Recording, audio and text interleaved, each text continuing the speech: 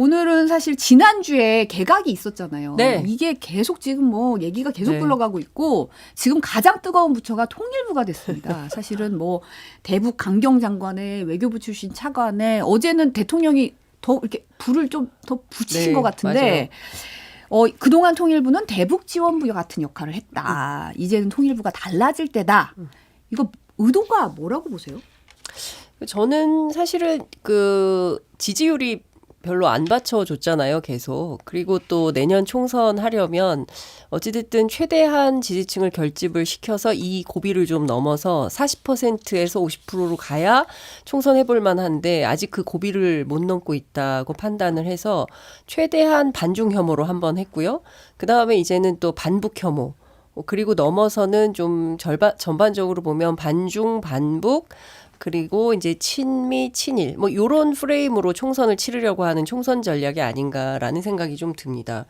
특히 지난 대선에서 0.73% 차이로 당선이 됐기 때문에 내년 총선이 매우 불안한 거죠. 그러니까 만약에 내년 총선에서 지금 최소한 과반 의석을 확보하지 못한다고 한다면 실제로 임기 3년 차 들어가면서 바로 레임덕이다. 뭐 이런 이제 그 분석과 전망이 나오고 있지 않습니까?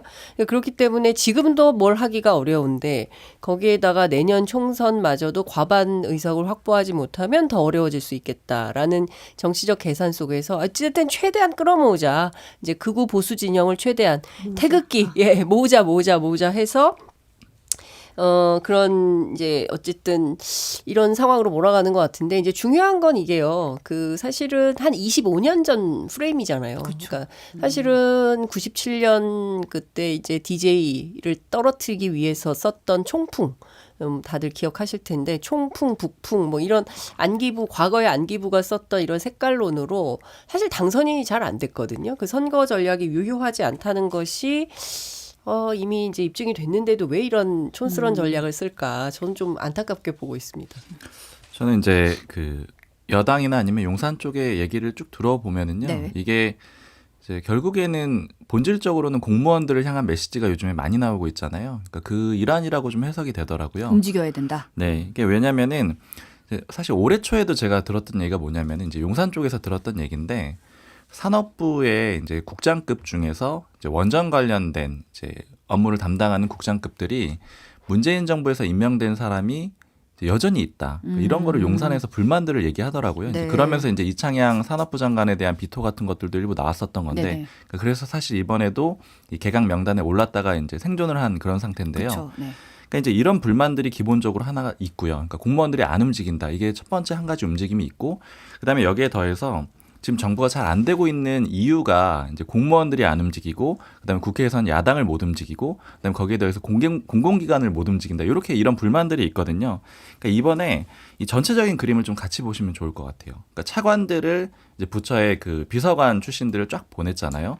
그리고 이제 1급들도 대거 이제 사표를 쫙 받아놓은 그런 상태고, 그다음에 이제 통일부 장관이 바뀌는 시점에 통일부 장관하고 차관을 기존에 있었던 사람이 아닌, 그러니까 통일부 출신은 한 명도 안 쓴 거잖아요. 그렇죠. 장관 차관을. 외부 인사를 다. 그러니까 이런 거죠. 것들이 다 지금 공무원들 조직을 이번에는 움직이겠다. 그러니까 사실 이제 여권의 전반적인 목표는 지금 이제 공무원 문제를 다 정리를 하고 그 다음에 총선에 가서는 국회에서 이제 이겨가지고 또 국회를 움직이겠다 이런 계획들이 다 차근차근 있는 상황이거든요. 그러니까 그 일환으로 이제 대통령을 본격적으로 움직였다 이렇게 보면 좋을 것 같습니다. 근데 사실은 예전부터 이제 관료개혁이 굉장히 중요한 포인트이긴 한데 이제 늘공과 어공이 늘 있잖아요. 그쵸. 그래서 이제 늘공은 책임지는 걸 좀 두려워하고 힘들어하고 그래서 어공이 책임을 지고 그리고 이제 늘공들을 움직인다. 이제 이런 게 뭐 기본 문법 같은 거였는데 윤석열 정부에서는 어공이 아니라 늘공이 책임까지 져야 되는 그리고 안 그러면은 감사 수사가 들어오니까 그렇죠. 수사가 들어오는. 그렇죠. 그러니까 뭐 일하기가 되게 어려운 거예요. 사실은 그래서 임기 초부터 일하기 참 어렵다. 책임질 일을 하기 어려우니까요. 연금 뭐 이런 거 다 걸려 있지 않습니까? 그러니까 쉽지 않은 거예요. 그런데 이제 윤 대통령과 윤석열 정부가 제대로 쳐서 관료 개혁을 한다면 모르겠지만 그게 아니라면 자중질환 일어날 가능성이 매우 높다. 일단은 지금 보면 차관 인사 5명 내려보낸 것부터 얘기를 해보자면 어쨌든 대통령의 미션을 가지고 내려가는 사람들이잖아요. 그렇죠. 국정 기조라든지 그렇죠. 뭐 이런 거에 예, 대해서. 그러니까 국정 철학을 제대로 실현하기 위해서 차관을 보낸다는 건데 그러면 장관이 패싱되지 않습니까?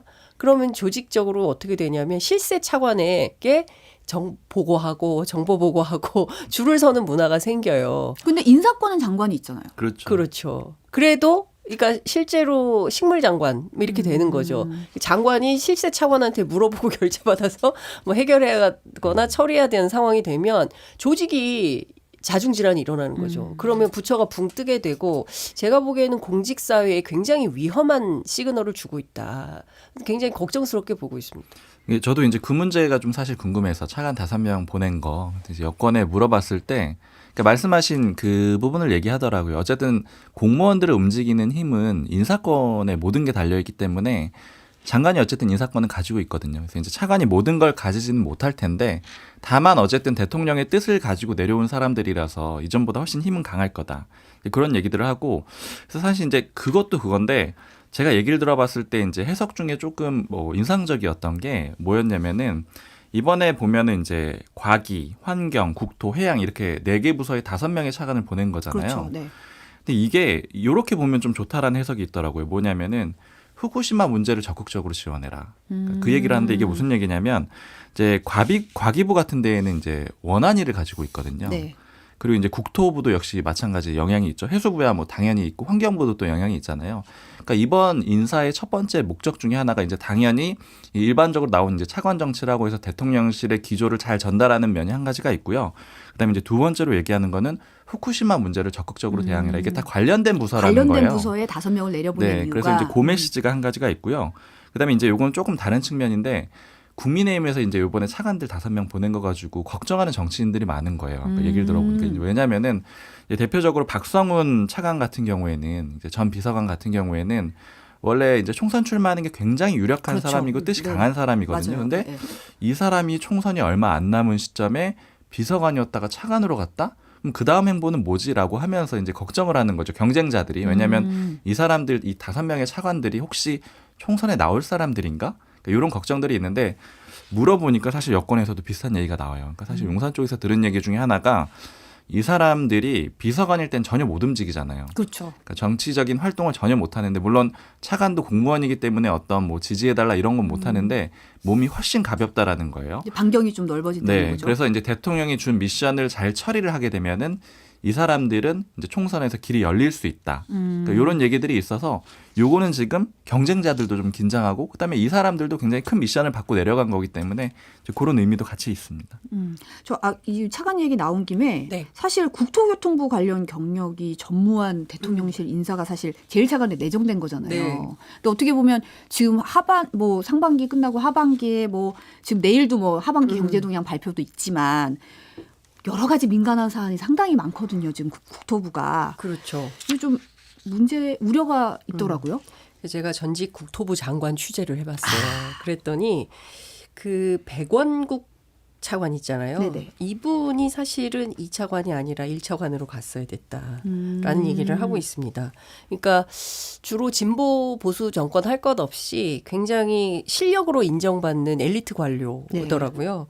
그래서 그동안 이분이 백원국 차관이 했던 일들이 국토, 주택, 건설, 도시재생 뭐 이런 전반적인 국토정책을 그러니까 주로 1차관 업무를 많이 했었다는 거예요. 네. 그런데 이제 이분이 2차관으로 간 거죠. 뭔가 이상하다. 네. 차라리 백원국을 1차관으로 임명했다면 이거 얘기되는 인사다. 국토부가 원희룡 장관이 빠지더라도 다양한 정책들을 제대로 할 수 있겠네라는 추론이 가능한데 근데 2차관실은 주로 교통. 그렇기 그렇죠. 때문에 교통부 장관이다. 뭐 이런 평가를 하고 있고 그리고 사실상 1차관실에서 인사 재정 권한을 갖고 있기 때문에 2차관실은 특별하게 힘을 쓸 수 있는 그런 부서가 아니라는 거죠. 네. 그래서 실제로 국토부 안에서는 어떤 얘기들이 나오냐면 그 참으로 허망하고 허무하고 황당한 인사다라는 얘기를 하는 거죠. 그동안 일을 해왔던 어떤 전문성을 인정받고 평가받아서 승진하는 케이스가 아니라 다른 방향으로 가기 때문에 그런 것인데요.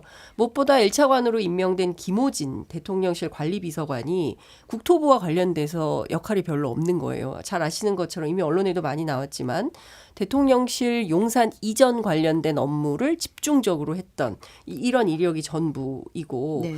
그리고 이명박 정부 때 총무비서관을 했었고 김무성 당대표 시절에 대표 부실장을 했던 뭐 이런 정치권에 있었던 분이기 때문에 뭘 할 수 있겠냐. 그러니까 특히나 이제 곧 9월이 되면 역전세 대란 이 문제를 가지고 소위 얘기하는 이제 국토 관련된 어떤 전략적 판단을 해야 되는데 이게 감당이 되겠냐 이런 얘기가 벌써부터 나오고 원희룡 장관은 아마도 이제 국감 끝나면 이제 출마를 위해서 정리를 할 텐데 사실상 대혼란이 올 것 같다. 부동산 대책이야말로 사실 정부의 그렇죠. 굉장히 중요한 예. 분야니까. 근데 이게 만약에 잘못되면 총선에도 영향을 세게 미칠 수 있기 때문에 상당히 위험한 인사를 한 거다라고 얘기를 하지만 어찌됐든 그래도 대통령실에서는 제대로 움직이지 않는 부서에 대통령의 미션을 가지고 실세 차관을 보내서 어쨌든 공무원 조직을 공직사회를 움직이겠다고 하는 거니까 일단 이 시그널이 어떤 영향을 줄지는 조금 지켜봐야 될 것 같은데 상당히 부글부글하고 있다. 예. 저도 사실 이게 좀 궁금했거든요. 왜냐하면 이제 아까 말씀드린 대로 5명의 그 신임 차관들, 그러니까 이 사람들이 그럼 가게 되는 부서들은 아까 말씀드린 대로 후쿠시마 오염수와 관련도 있지만 그렇다면 이제 장관들이 현재 잘 못하고 있다는 얘기가 아닌가. 그러니까 이제 그게 궁금해가지고 물어봤더니 이제 대체적으로 국토부 빼고는 나머지 부서는 이제 물론 이게 전체의 기류는 아니지만요. 그러니까 제가 들었던 사람들 얘기로는 저성과 부서라고 보는 게 맞다. 그러니까 저성과 부서다. 국토부 빼고요. 나머지 부서는 잘 못한다라는 신호로 해석하는 그 분위기들이 좀 있다라는 거예요. 그러니까 그러다 보니까 일종의 실세 차관을 보내가지고 대통령의 뜻을 더 잘 전달을 하는 거죠. 근데 이제 다만 국토부는 그 대통령이 좀 신뢰가 괜찮다. 그러니까 원희룡 장관에 대해서는 괜찮다. 이런 얘기들이 있고, 그다음에 이제 결국에는 그래서 이제 나오는 얘기는 장관 차관 둘 다 출마할 수 있다. 국토부 같은 경우에는. 근데 이제 그렇게 되면은 이제 말씀하신 대로 좀 나중에 이제 여러 가지 문제가 될 수는 있는데 어쨌든 지금 여권의 인식은 원희룡 장관에 대해서는 좀 우호적인 편이에요. 그러니까 그 성과가 나쁘지 않다고 보는 거죠.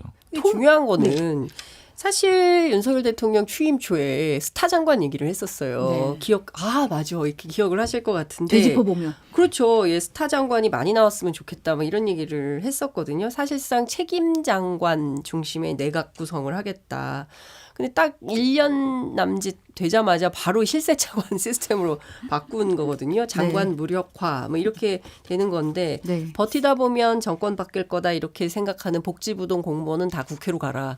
이게 사실상 이제 직격탄을 날린 거거든요. 그러니까 이제 더 이상 이제 그러니까 정권 뜻에 맞추지 않으면 코드 정책 뭐 이렇게 코드 활동을 하지 않으면 당신들 국물도 없어. 뭐 이제 이렇게 되는 시그널을 주는 거거든요. 그러니까 상당히 긴장감은 줄 것 같아요. 지난번에도 제가 그 수능 문제 때문에 교육부 내부 취재를 해보니까 상당히 경직돼 있고 술렁이고 있다. 뭘 어떻게 해야 되는 거야. 이제 이렇다고 하는데 이게 전 부처가 이제 그렇게 되는 거죠. 그래서 저는 이게 어쨌든 뭐 긴장감을 주고 뭐 부처 간의 경쟁도 유발시키면서 서로 간에 어떤 긍정적인 시너지를 내면서 어쨌든 국익에 복무하는 방향으로 이게 갈 것인지 아니면 그렇지 않고 긴장은 하는데 일은 못하고 전부 마음은 콩밭에 가 있고 혹시 이번 인사에서 내가 물 먹으면 어떡하지? 이런 걱정 속에서 사내 정치 같은 걸 하게 되는 거 아니겠어요? 이렇게 되면 배가 산으로 가는 거죠. 그러니까 결코 좋지 않은 제가 보기에는 좀 상당히 우려스럽고 나쁜 방식으로 공직을 운영하려고 하는 거 아닌가. 그러니까 줄은 세울 수 있을 것 같아요. 자, 내가 여기 칼 있어. 당신들 일 잘못하면 이 칼에 살아남을 자 없을 거야라고 위험한 이렇게 신호는 주지만 그것 자체로 사실은 이게 채찍과 당근을 동시에 써야지 칼만 휘두른다고 해서 일이 돌아가는 건 아니잖아요. 그러니까 웬만한 직장인들은 다 공감할 만한 그런 건데 우리 대통령께서는 왜 그런 생각을 안 하실까? 전 좀 걱정이 좀 됩니다.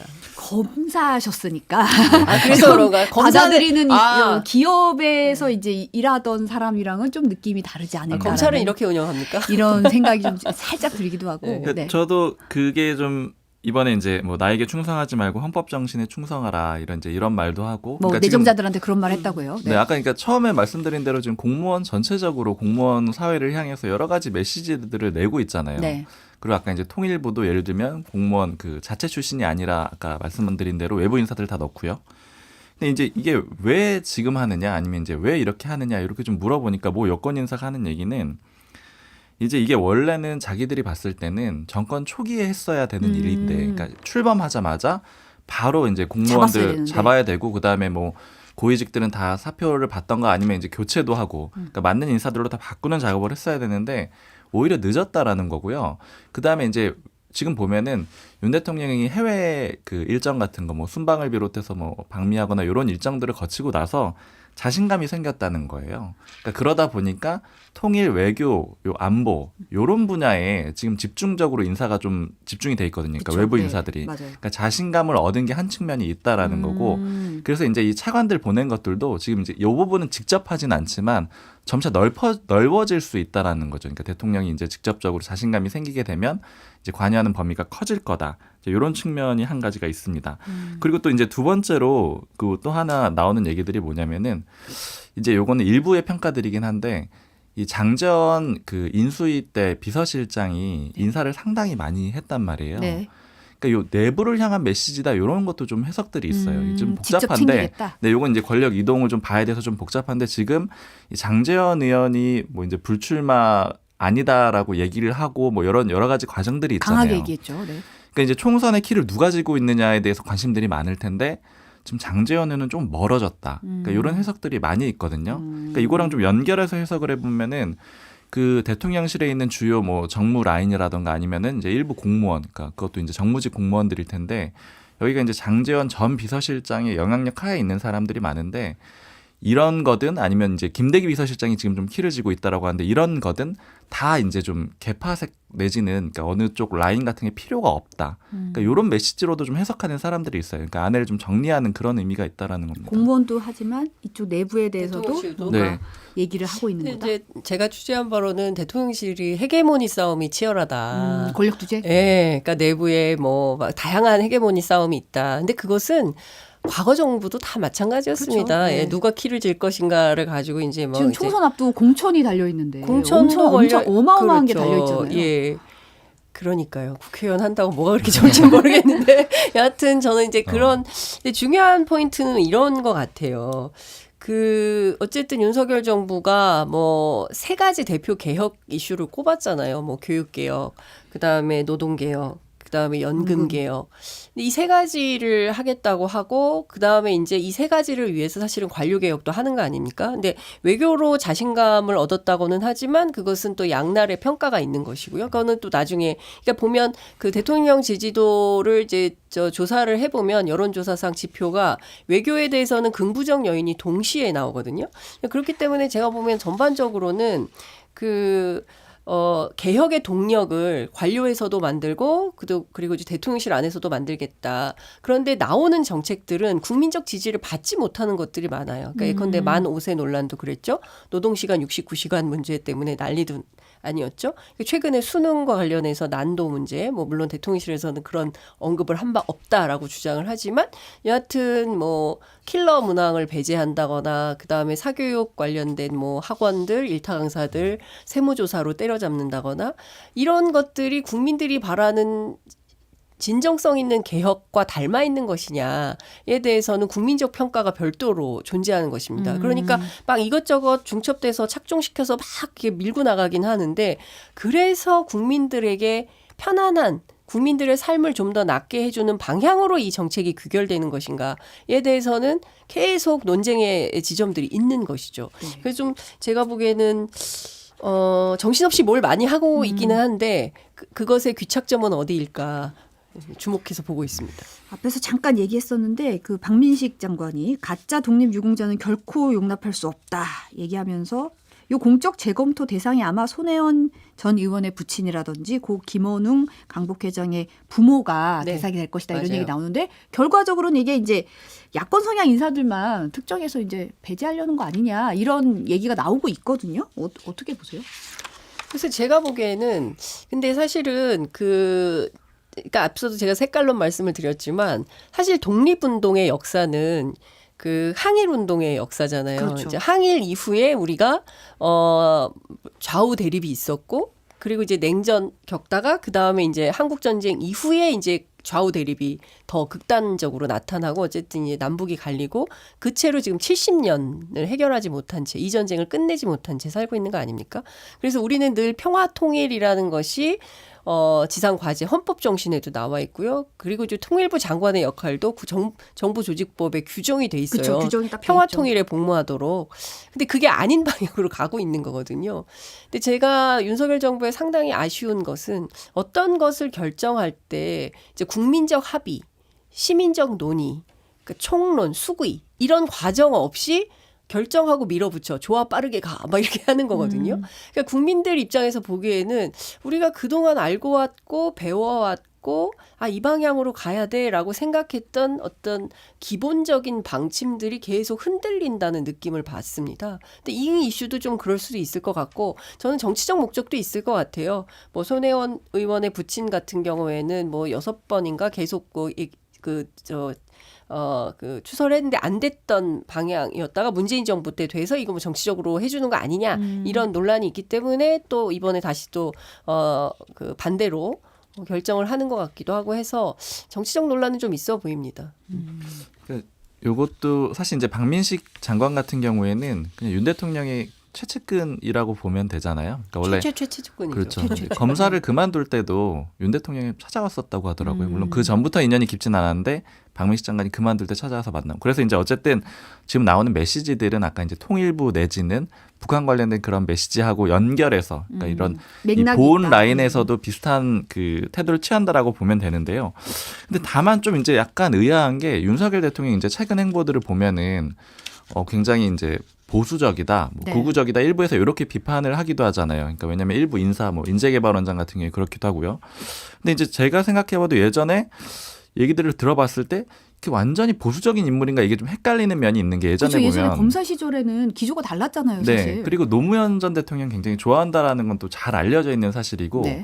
그다음에 제가 예전에 후보 때 들었던 사례 중에 하나는 검사일 때 롤스타 그 사건을 담당해서 수사를 했었거든요. 네. 근데 그때 이제 그 내용이 좀 복잡하니까 참여연대 모 인사를 데려와가지고 수사팀한테 좀 가르쳐 달라고 해가지고 배운 적도 있다라는 거예요. 근데 이제 이런 사례들이 있어서 이제 물어봤어요, 최근에. 그러면 이게 왜 이렇게 좀 바뀐 거냐, 이 기조가. 그렇게 물어봤더니 일단 첫 번째로는 검사일 때는 굳이 성향을 드러낼 필요가 없었을 거다. 이제 이런 얘기가 한 가지가 있는 거고요. 근데 이게 이제 원래 본인 성향인데 드러낼 필요가 성향인지 없었다. 아닌지 모르겠지만, 어. 네, 그러니까 어떤 그렇고 이제 두 번째로 하는 얘기는 대체로의 좀 주변 평가는 이제 이건 주변 평가입니다.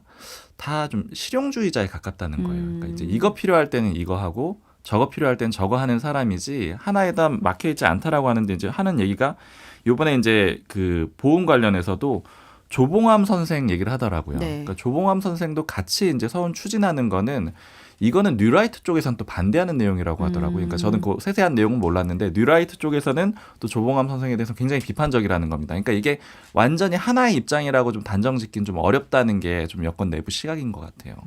그래서 철학의 빈곤 얘기가 나오는 것 같아요. 그러니까 그 뭐 검사 시절에 어떤 뭐 충분한 철학을 가지고 수사를 꼭 해야 되고 이런 것은 아니었잖아요. 그리고 사실 이분이 어떤 특별한 사회생활 없이 오로지 검찰 안에만 있었고 검찰총장을 끝낸 다음에 바로 대통령으로 직행한 케이스이기 때문에 사실 뭐 다른 거 할 여지가 없었을 거다. 뭐 역사 공부나 뭐 이런 것들을 체계적으로 해서 어쨌든 준비된 지도자 이런 거는 아니었잖아요. 그렇기 때문에 철학의 빈곤 얘기가 계속 나오고 특히나 다른 거 다 떠나서 너무 극우 인사들을 기용하는 것에 대해서 원래 저런 분이었나? 원래 아니었나? 우리가 잘못 본 건가? 뭐 이런 판단을 국민적 혼란을 끼치는 이런 측면도 있어 보인다라고 얘기를 하고 있습니다. 근데 이제 의외로 또 이런 것도 있는 것 같아요. 극우 유튜버들이 이제 상업주의 차원에서 뭐 대통령이 잠들기 전에 내 유튜브를 틀어놓고 주무신다는 소문이 있어요. 뭐 이제 이런 얘기를 상업적으로 이용하는 뭐 이런 사람들도 있는 수도 있고 아니면 네. 실제로 많이 볼 수도 있는데 제가 만난 패널, 극우 패널인데 이 사람 뭐라고 얘기하냐면 김건희 여사 친척으로부터 수고가 많다며 홍상을 받았다는 거예요. 그래서 나는 관리 대상이다 라면서 막 자랑을 하더라고요. 그래서 나도 좀 받고 싶다 그랬더니 당신은 안 줄 거다. 받기 힘드실 것 같은데요. 네, 홍삼 못 받아요. 막 그래서 나도 받고 싶다. 막 이제 그 얘기를 했었는데 여하튼 작년 임기 초반에 양산에서 시위했던 욕설 시위 사건 네네. 컸지 않습니까? 그 안정권 씨 유튜버 네. 그분의 이제 누나가 대통령실 홍보수석실에 7급 행정요원으로 일하고 있는 것이 이제 드러나서 문제가 됐다가 이제 떠난 이런 케이스도 있었는데 여하튼 극우 유튜버들하고는 뭔가 긴밀한 관계가 있어 보인다. 그래서 이번 인사도 사실상 알고리즘 인사가 아니냐. 알고리즘. 네, 이제 그런 얘기가 나오는 거죠. 그래서 저는 이거를 끊기 위해서라도 중요한 포인트는 대통령이는 어쨌든 최고의 국정 지도자이기 때문에 우리의 국정 비전은 뭐고, 앞으로 이제 통일 문제는 어떻게 해결을 하고, 그리고 우리의 외교 정책은 어떻게 가고, 이런 것들에 대해서 좀 국민들이 이해하고, 아, 이렇구나라고 생각해야 되는데, 전혀 다른 방향으로 가고 있다면, 그 반대편에 있는 사람들 입장에서는 대단히 낯선 이런 상황이 될 수도 있겠다라는 생각이 좀 듭니다. 이게 보니까 지금 오늘 문재인 전 대통령이 SNS에 아직도 냉전적 사고에서 헤어나지 못한 사람들이 많다라는 글을 올리셨어요. 이게 윤석열 정부와 여권의 이제 외부 안보관에 대해서 이런 발언을 내놓으신 것 같은데 네. 어떻게 보세요? 그렇죠. 그렇지 않습니까? 왜냐하면 그 다른 거 다 떠나서 통일 문제만 하더라도 그 이런 거예요.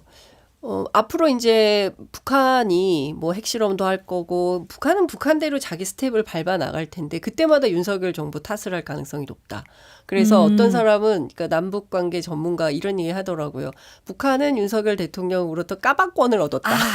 까방권. 예, 뭐 이런 얘기를 하는 거예요. 뭐 너무 유튜브 용어인지는 모르겠으나 여기 그러니까 유튜브니까요.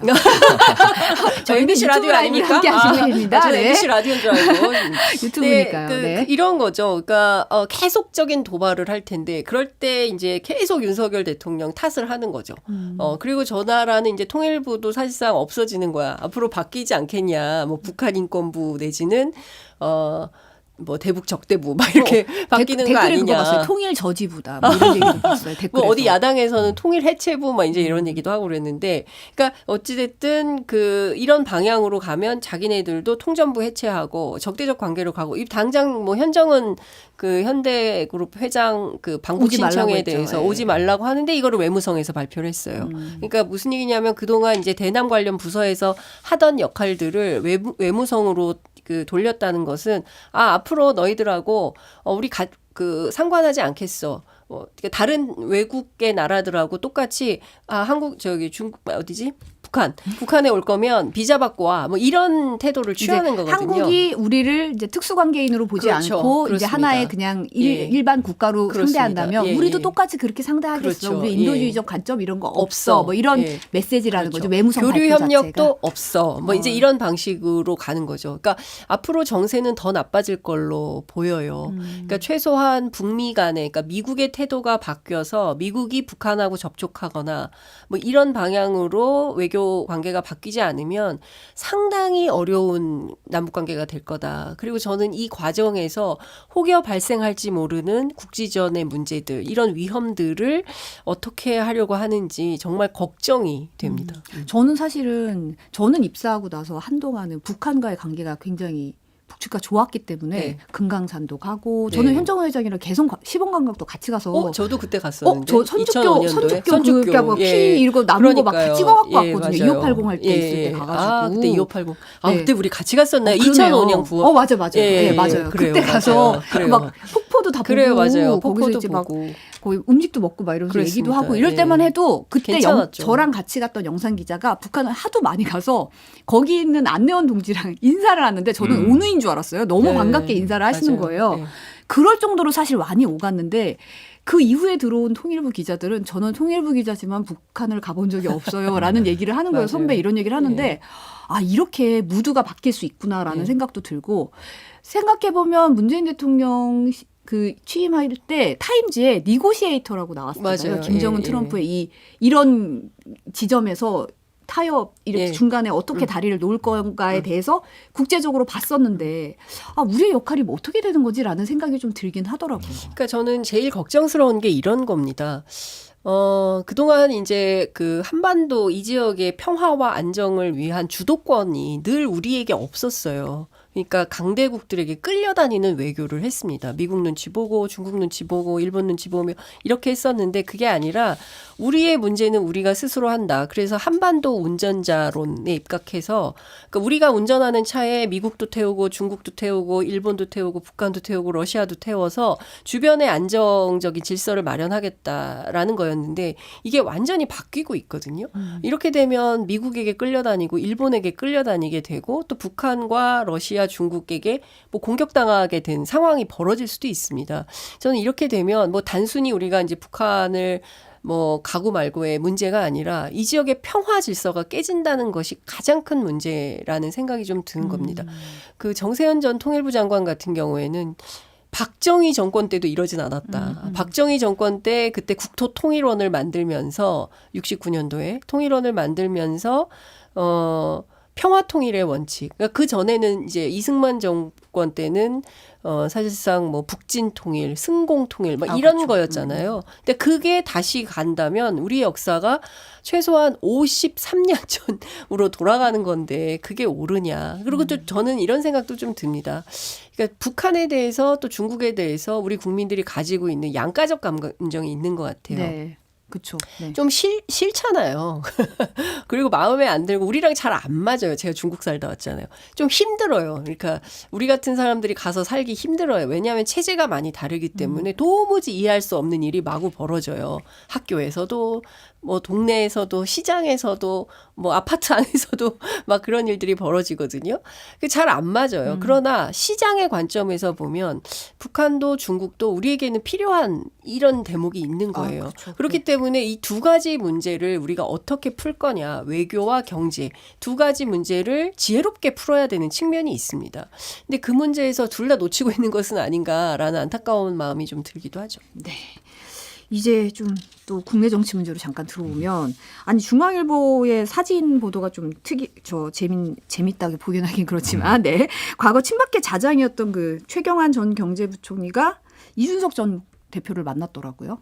네, 되게 저희 수요일 패널 중에 김용태 전 최고위원이 있는데 네. 얌전하게 두 손을 모으고 굉장히 공손하게 있어서 눈길을 끌었는데 저는 이제 보수 연합군 얘기가 나왔다고 하는데 박성근 기자님 어떻게 보세요? 저 이게 사실은 기사 나오기 전에 그냥 공교롭게 거기 있었던 사람 중에 한 명하고 이제 만났었거든요. 점심 때. 그래서 네. 이제 미리 얘기를 들었었는데 일단은 이제 그림 자체가 좀 이색적이니까 왜 만났느냐 이렇게 물어봤더니 이준석 전 대표는 사실은 이게 지금 이렇게 그림으로 보자면 최경환 전 부총리하고 잘 어울리지 않는 것처럼 보이지만 원래 이준석 전 대표나 유승민 전 의원이나 다 김무성 전 대표도 그렇고요. 다 친박계였거든요. 그렇죠. 처음에. 네네네. 이제 그때 인연이 아직까지 이어지고 있다라고 하고요.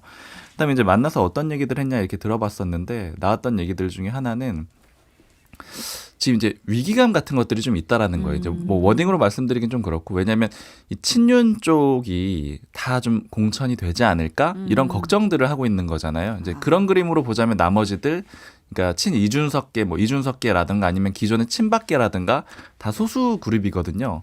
그래서 이제 표현은 이렇게 했더라고요. 전체적으로 다 자같이 잘해야 된다. 그러니까 보수가 다 연합해야 된다. 왜냐하면 0.73%포인트밖에 지난 대선에서 차이가 안 났으니까 다 연합해야 된다. 이렇게 표현을 했는데 이걸 좀 반대로 보자면은 그 비주류도 좀 챙겨야 된다. 이런 의미가 되는 거잖아요.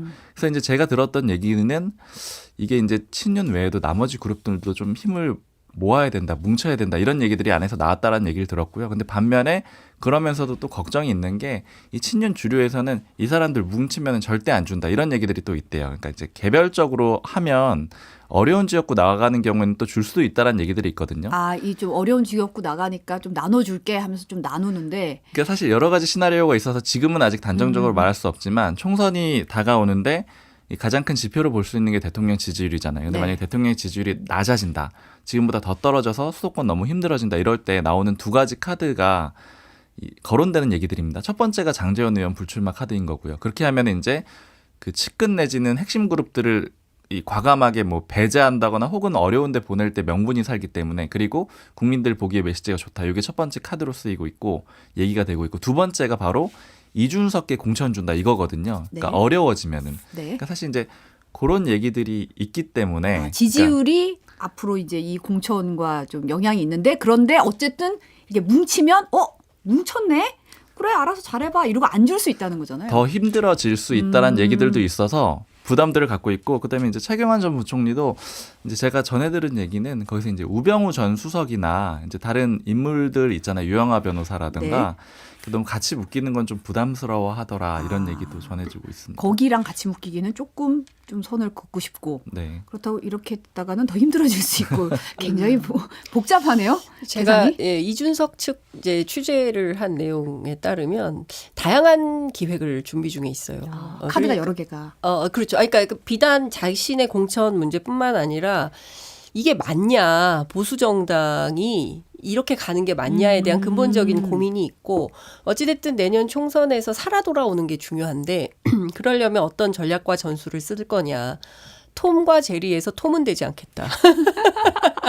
어떻게든 살아남겠다. 안 된다. 예, 네. 그러니까 반드시 이제 지혜롭게 살아남겠다. 이제 이런 생각인 것 같고요.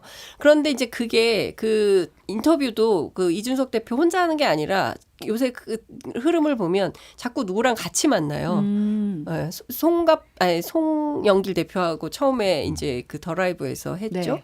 그리고 나서 이제 다른 기획들이 진행 중인 걸로 알고 있습니다. 그러니까 제가 보기에는 좀 새로운 정치의 어떤 모델을 좀 만들려고 하는 그런 시도도 좀 있는 것 같고요. 네. 그러니까 당내에서도 의회의 만남, 그다음에 당 바깥에서도 의회의 만남을 하면서 그 윤석열 정부에 주는 메시지가 있는 것 같아요. 이렇게 하면 안 된다.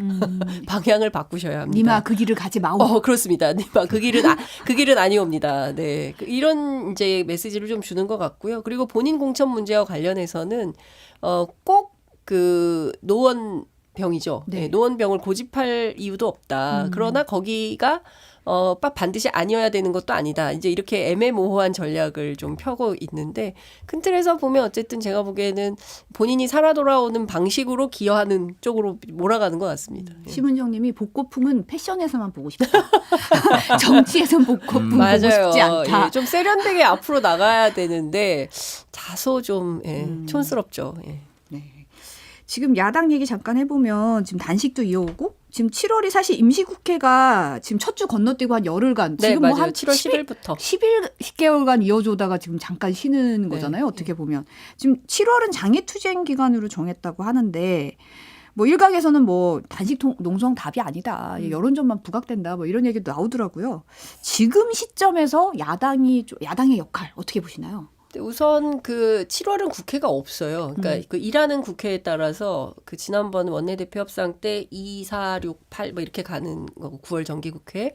근데 이제 임시회를 열 수 있죠. 근데 임시회를 계속 열었죠. 이슈가 많았기 때문에. 지난해 8월부터 계속 그렇습니다. 있었죠. 그래서 네. 계속 이슈가 있어서 7월도 안 할 수는 없다. 왜냐하면 일이 너무 많아서 하긴 해야 되고 그다음에 김기현 대표가 무노동 무임금 얘기했잖아요. 그러니까 일을 해야 세비 받을 명분이 있어서 일은 해야 된다. 그런데 다만 1일부터 10일까지는 좀 그 쉬고 지역구로 좀 가자. 이제 이런 결정을 내린 것 같아요. 네.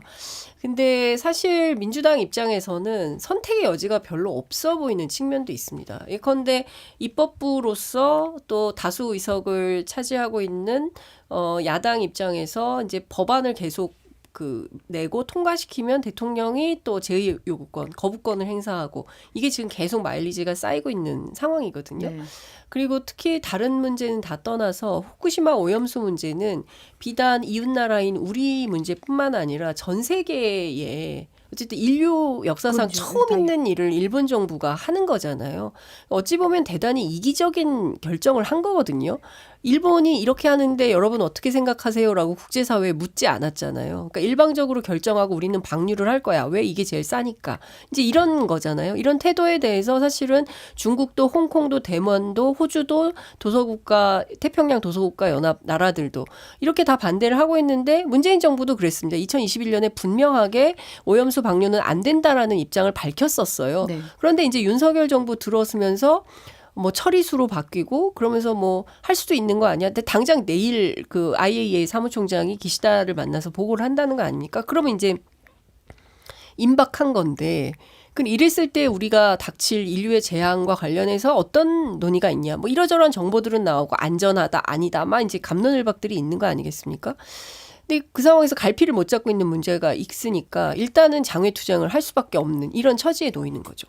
그래서 단식 농성을 민주당만 하는 게 아니라 정의당도 하고 있거든요. 네. 정의당 이정미 대표가 그 일본 대사관 앞에서 하고 있고 이런 상황인데 야당 입장에서 뭐 그러면 여당을 만나서 그럼 또 대통령실을 만나서 이러저러한 문제들이 있으니 이와 과정에 대해서 드러나는 이슈들에 대해서 함께 논의하고 지혜를 모읍시다라고 해서 함께 얘기를 하면 좋은데 그게 또 안 되는 분위기잖아요. 절대 안 만나. 이런 거잖아요. 그러니까 야당 입장에서는 할 수 있는 선택의 수단이 결국에는 광장의 정치, 그러니까 광장 정치로 내몰리고 있다. 저는 그런 생각도 듭니다.